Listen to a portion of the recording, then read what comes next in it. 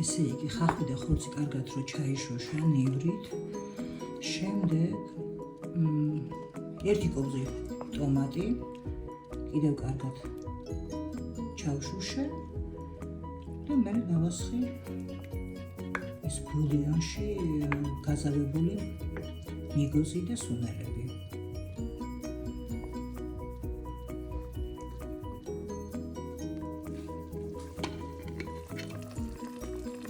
ნიგზიანი ხარჩო. ეს საქონლის ხორცი მოვხარშე ახლა კარგად. ეხლა შევბრაწავ დაჭრილ ხავს ნიურთან ერთად. შემდეგ აქ ბლენდერში დავაბლენდერე ნიგოზი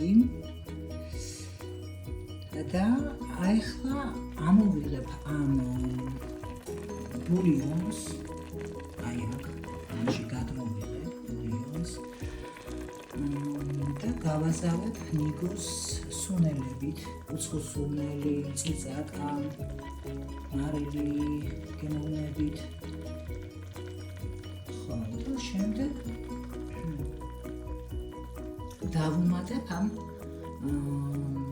შემწვარ ხავსს და ნიურს, ჩავუმატებ ხორცში და ამ ბულიონში არეულ ნიგოზს და სუნელებსაც დავუმატებ და ცოტა ტომატი.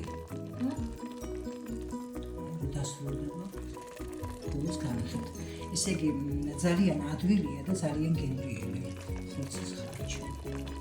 სიტყვა შემოშვილა და აი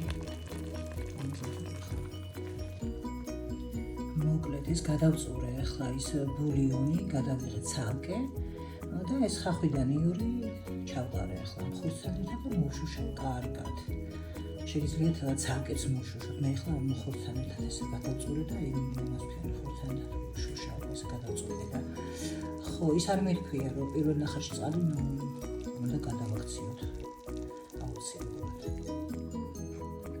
ესე იგი, ხახვი და ხორცი კარგად რო ჩაიშოშა ნივრით, შემდეგ ერთი კობზი ტომატი, კიდევ კარგად ჩავშუშე და მე დავასხი ეს ბულიონში გაზავებული ნიგოზი და სუნელები.